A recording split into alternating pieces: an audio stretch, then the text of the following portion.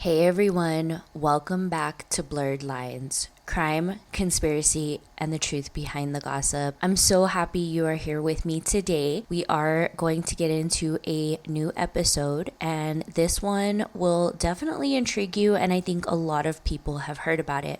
Before we get started, I just want to thank everybody. Be sure you guys are subscribed to my YouTube channel, Ash2Trippy, as well as all my social media platforms where you can get updates and new cases that we talk about all the time. And of course, we talk about true crime, conspiracy theories, and gossip over there as well. I just wanted to remind you guys, if anybody knows of any people that can make me some custom music, I will definitely credit you. Let me know, send me a DM or send me an email. Email is ash2trippy@gmail.com. That's Ash, ASHTOOTRIPPY @gmail.com.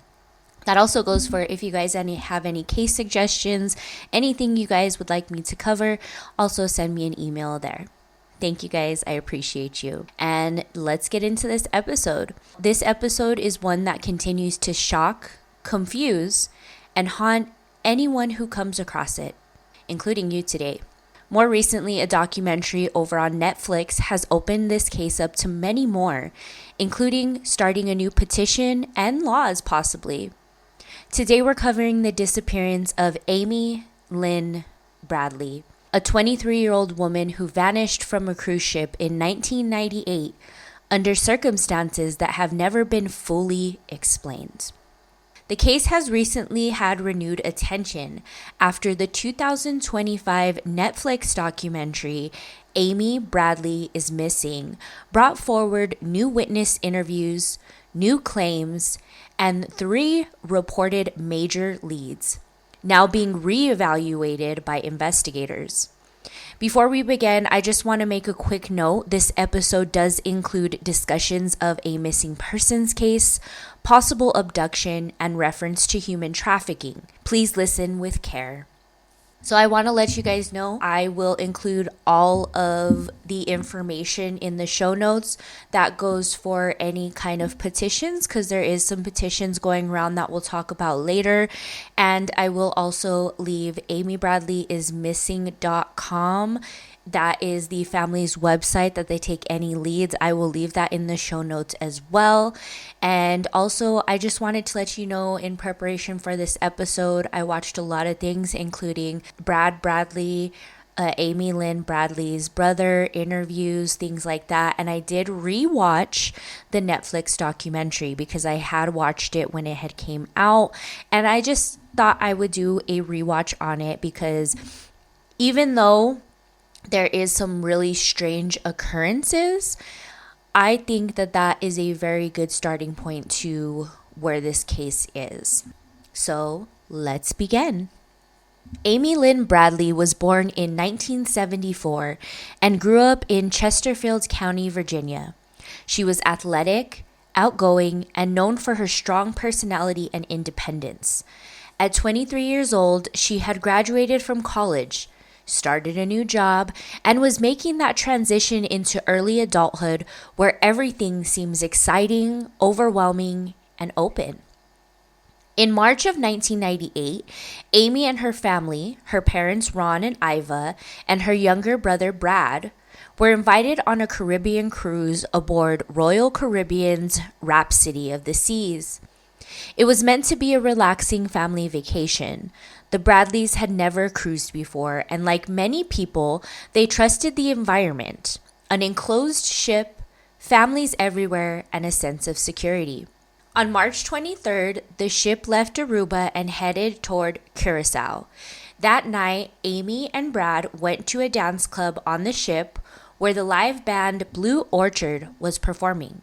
They drank, danced, and talked with other passengers and enjoyed the onboard nightlife. Several passengers remembered seeing Amy with members of the band, including a musician known as Yellow. Later that night, the family returned to their cabin sometime around 5:30 a.m. Amy's father, Ron, woke up and stepped out on the balcony. Amy was there, sitting on a lounge chair, Apparently asleep, he went back to bed. When he woke up again roughly 30 minutes later, Amy was gone. That was the last confirmed sighting of Amy Lynn Bradley. So just to kind of put this in a little bit of a perspective for you, Amy and her brother and her mom and dad were all sharing a cabin. Amy and Brad had got home around 5:30, or Amy got home first or got in the cabin first around 5:30. She was on the balcony, and Brad did also come in as well at some point, and they talked for a little bit, and I guess Amy wasn't feeling very well, so she decided to stay on the balcony. And her father had seen her. He had got up at one instance, and in one instance he said he woke up, peeked outside, and saw her legs and her feet, and went ahead and fell back asleep. It was later when he woke up and she was no longer there. When Amy's parents realized she wasn't in the cabin or on the balcony, they searched the ship. They told the crew right away. What happened next has been criticized heavily for decades. The family says they begged the staff to block people from disembarking in Curacao until a ship-wide search could be done. According to them, the ship refused. Passengers left, the crew continued normal operations, and only a limited search was performed that they know of. It wasn't until the ship was docked that the captain announced a missing person. So again, more time lost. The Bradley family has said repeatedly that they believed Amy did not fall overboard. She was a strong swimmer, she had no history of self-harm, and her belongings, including her cigarettes and lighter, were left behind. Nothing suggested she had just stepped out voluntarily for a stroll at sunrise. Authorities in Curacao and the U.S. Coast Guard searched the ocean and the island. No trace of Amy was found. This was the start of a 27-year mystery. Again, this is something that I will leave in the show notes, but there is a group of people, and I've had the pleasure of actually speaking with some of them on TikTok, that have put together a petition for Amy Bradley. Now, this petition, the creator that I spoke with, I was actually live over on TikTok.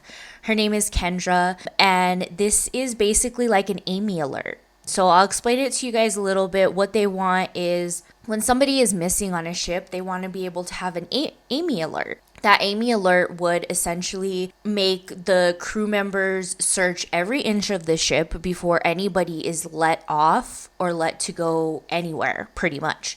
Which should take place. You would think that's something that should take place now. But unfortunately, cruise ships are not the safest places to be. I'm going to be 100% honest, because there's so many different jurisdictions that you're not safe on a cruise. And I have seen this throughout the years of people going missing or saying they've gone overboard and things like that. My family has been on thousands of cruises. I've only been on 2 myself. It is insane that they've never been on a cruise that has had a missing person. Because in my mind, this happens more than it doesn't. You know what I mean? Now, over the decades, there has been multiple alleged sightings of Amy across the Caribbean. None have ever been verified, but some are very compelling. In 1998, just days after she vanished, 2 passengers told investigators they had seen Amy on a ship elevator with the musician Yellow early that morning. They said she looked uncomfortable, and Yellow denied any kind of involvement, and we'll get to that later. In 1999, a U.S. Navy sailor claimed he encountered a woman in a Curacao brothel around a year after Amy's disappearance. He said the woman told him her name was Amy and that she needed help.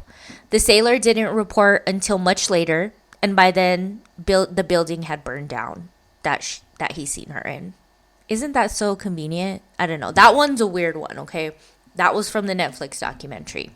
In 2005, Amy's parents received photos of a woman on an adult website who looked strikingly similar to Amy. The woman appeared distressed and posed under the name Jazz.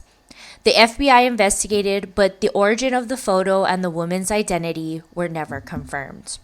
In 2008 to 2011, several tourists in the Caribbean resorts claimed they saw a woman resembling Amy, often describing as appearing fearful or accompanied by controlling men. Again, none of them were conclusively verified.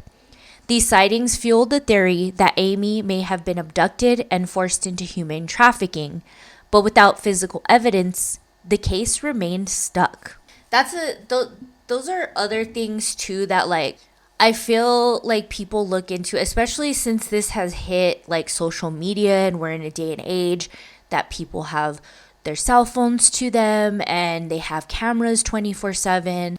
I have seen some of the sighting pictures and I can tell you that, I mean, they look like her, but at the same time, we kind of have to put in a perspective of, would she look like that, you know? They do have an age progressed photo on the FBI's website. I don't feel like it would look like her though. I feel like I think that she would age a little bit differently considering the trauma that she's endured or not endured. Because there is some theories that she did this, she wanted to get off that ship, even though the family does not believe that. So let's talk a little bit about some theories. Now, there are 4 central theories that revolve around the missing Amy Bradley case. We have one which would be an accidental overboard. Royal Caribbean initially implied this was possible. The family rejects it, noting Amy was cautious and the balcony was secure and there were no splashes or noises. I don't believe this theory. This is not something I believe because they were very close to shore. They were actually getting ready to dock that morning in Curacao. And I feel like they said that Amy was a strong swimmer. And I do feel like even if she was intoxicated, that would kind of sober you up to jump in water. And I don't think that's possible. I think they would have found something being so close to shore. Voluntary disappearance. There's no evidence Amy intended to disappear. She had a job waiting, stable family, relationships, and left all personal items behind. Now, I don't think she would voluntarily. I just don't believe that because she went on vacation. I think she had her own problems just like everybody else does, right? But I don't feel like she would voluntarily disappear and put her family through that. It seemed like she loved her family way too much to not say something. I feel like she would have said something or contacted them between the years.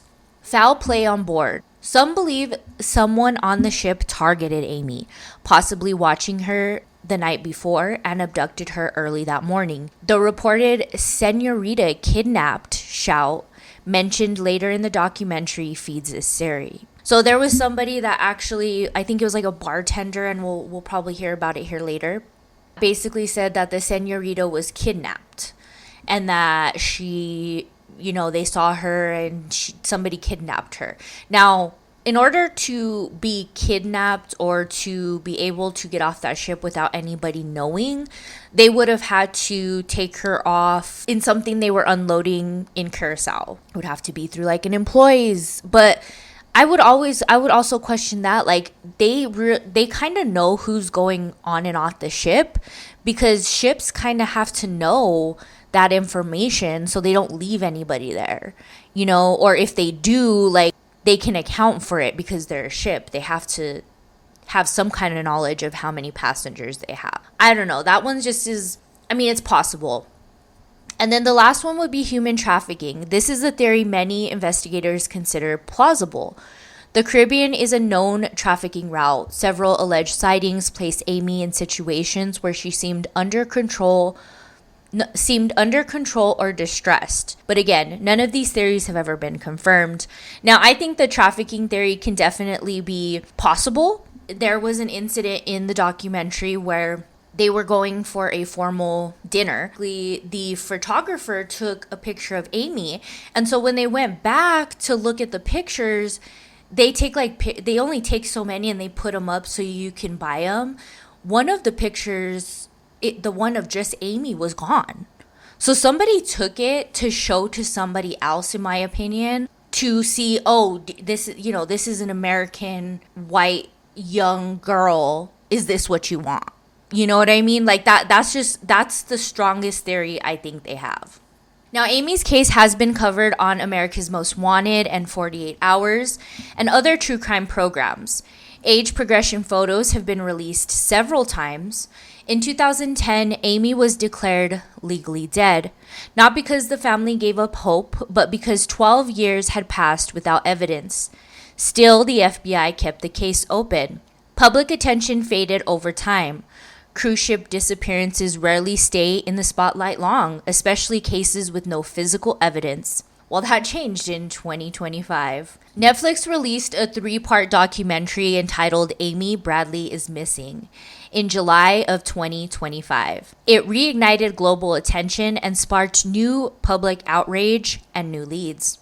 The documentary included interviews with the Bradley family, former passengers, former crew members, some private investigators, and new eyewitnesses that not previously interviewed by the public. The documentary highlighted failures in the early investigation, including the delay in securing the ship and the lack of cooperation from some crew members.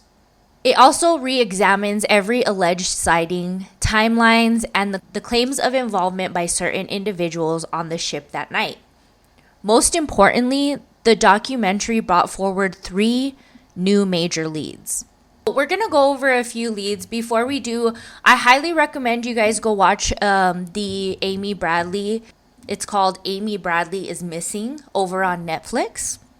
And I highly encourage you guys go watch it. Now, there are some things in there that are going to make you upset.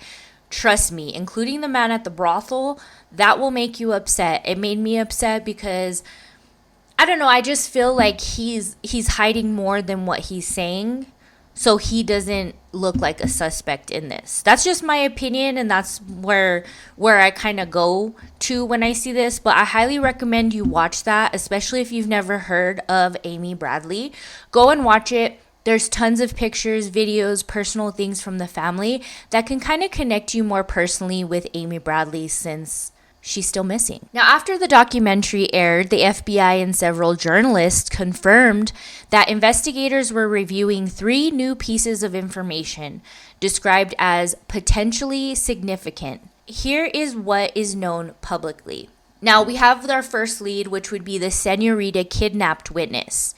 It's a former ship employee came forward to say she heard someone shouting, "Senorita, kidnapped," in the early morning hours before the disappearance was announced. If this timeline is accurate, it means someone on the ship knew Amy was missing before the crew ever announced it, which is crucial. Then we have lead number 2, which is suspicious website activity.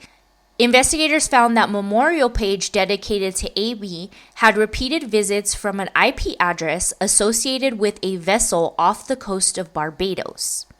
The visits happened mostly on birthdays and holidays. If accurate, this suggests someone connected to Amy or her disappearance was monitoring the case for years. This is a very interesting lead to me. So again, they have, and I'll link it down in the show notes for you guys. They have amybradleyismissing.com website, and they have all the information. You can send in leads and things like that, but they have tons of family photos, pictures of her, things like that. And the family started uploading on special holidays. And so every holiday or birthday that they seen, especially her mother's birthday, they seen an uptick, and this was a vessel off the coast of Barbados. Was it a vessel off the coast of Barbados? Or is it maybe somebody that's using like an IP blocker, and that's where it's showing it's at, and they want to make them think that because people are crazy nowadays. I know that being on the internet. But the very interesting lead. And lead number 3 claims Amy may have had a child. Several tips claim Amy may have given birth after being trafficked. This is unconfirmed, but investigators stress that if there's even a remote possibility, DNA testing and genealogy could answer long-standing questions.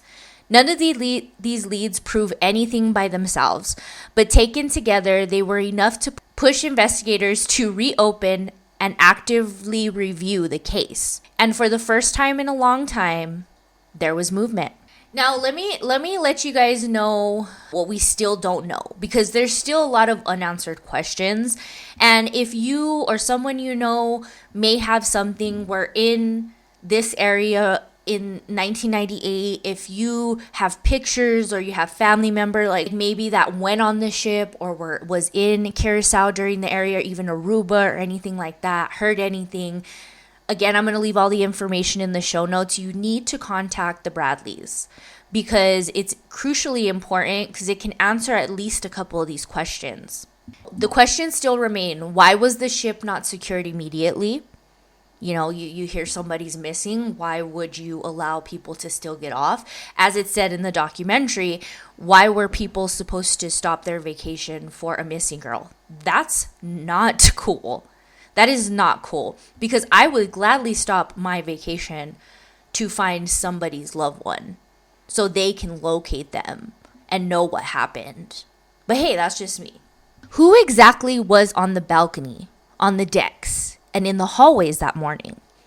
So again, you have a ship that most likely has surveillance on every single corner, every single gangway, every single inch of the ship. If you've ever been on a ship, you know that there's cameras everywhere.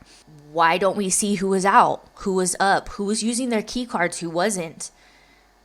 It would be interesting, right?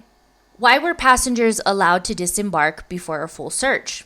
There's another one, how they didn't secure the ship in time. Why were they able to disembark if it did turn out to be like a passenger and not a crew member, they could have discarded evidence. They could have discarded her. They could have worked with people. Like that doesn't make any sense. Who was the man allegedly with her on the elevator? Now we see that sighting and they say it was yellow. Was it yellow? Was she uncomfortable? Are any of the sightings credible? Like, you have to think, like, are people just saying this because they want to say it? Or are they saying it because it's truth, facts? Or are they saying it because they don't want to be implicated? You know what I mean? Like, it's that fine line. And the most frustrating out of all of these is, where's Amy? No verified photo, no DNA, no confirmed witnesses, and no confirmed evidence she is alive or deceased. The 2025 documentary gave new hope, but it also reminded everyone of how much was mishandled very early on. And we know missing people's cases, you have to work at warp speed in order to get any kind of answers. And you put the person that did this, like the perpetrator, in a position where they can get away with everything. It's extremely frustrating. Again, I personally do not believe that Amy Bradley jumped or fell off the boat. I just don't see that as being something that's possible. I do believe that Yellow, one of the band members, had something to do with it. I think that he was seen a lot that night, including the footage that we did see in the documentary. There's footage from a person that was there with a company that we seen could show that she was in connection with that band member. Now, there was also another sighting by a Canadian traveler 6 months after. Now, this was the first sighting of her 6 months after she had actually disappeared. They had said that they saw her tattoo and her watch that they claimed that she left, and this was never verified, unfortunately, again. Amy's family has a private investigator. His name is Jim Carey. He actually worked on the Natalie Holloway. He's working pro bono on this case. And he has got a few leads as well. One of them is Herman Goylo.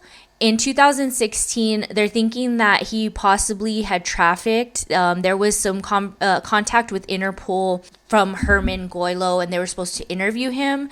And unfortunately, they did not interview him in time, and they still have not interviewed him till this day. But that's a strong suspect that the private investigator has for this case. I also wanted to throw in there, again, I've I've been reached out to by a lot of people over on TikTok, because if you guys didn't know, and if you guys are not on TikTok, I highly encourage you guys not only just to follow me, Ash2Trippy, but also look into the Amy Bradley stuff on TikTok. There was a lot of stuff going on more recently. After this documentary came out, people started talking about it, and there's been really bad things that have been going on. So one, we know that possibly Amy Bradley was bisexual. She did have a boyfriend, but she also did have a girl that she was romantically interested in. This woman was on the documentary and read a letter that Amy had gave to her before she had left. It was kind of weird. She'd given it to her as a message in a bottle. I feel like that was something that Amy kind of, I don't want to say knew, but I think she kind of had an idea, and that's why she wrote that letter. There was a lot of things that she was struggling with her sexuality, that her family didn't accept it. Now, the Bradleys have gone on record and said they loved her no matter what. That was never an issue for them. So, what more can you do? I think Amy Bradley was a young woman just starting her life. I don't think that she necessarily wanted to go missing, but I also don't think if she was partying or partaking in drinking alcohol or doing drugs or anything just on vacation, I feel like maybe her inhibitions were maybe not right or not there enough to realize what exactly was going on. Again, that's just my opinion, but I feel like she had a lot going on in her life. I think more so than even her family knows of. Even though they say, you can only know a person so much and what they show you, especially with family, because you put on this face for a family, but who knows if she sat and told this guy Yellow, like, hey, like, this is my life, like, deep delved into everything because she needed to vent. It happens.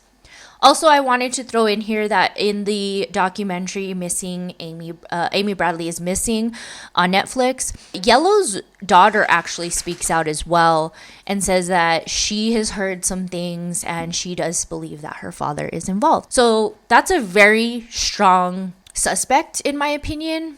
I think that there's something there. As far as the trafficking thing goes, I think that he was paid to take her off that ship. Again, just my opinion. Just throwing my opinions out there. Now, Amy's case is one of the most unsettling missing person stories because it happened in such a contained environment. Cruise ships feel safe. They feel structured and monitored. But Amy's case shows that when something goes wrong on the open sea, jurisdiction is complicated and investigations can become chaotic as well as incomplete. Her family has spent nearly 3 decades searching. Her brother Brad especially has been outspoken about the guilt and frustration he carries from that night. They still maintain that Amy was taken and that she may still be alive. As of today, the FBI still lists Amy as a missing person with a reward offered for information.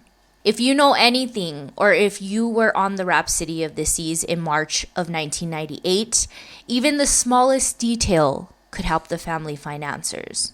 Like I said, if you know anything at all, if it's a little smidge of information, if you were on that ship in March of 1998, if you were in any of the areas that this took place in, please contact the authorities. You may have pictures, you may have heard something, or if you find yourself in Curacao or in Aruba, definitely keep an eye out and report anything directly to the FBI. And again, I'll leave all that information in the show notes below. Well, I want to thank you guys for listening to this episode of Blurred Lines.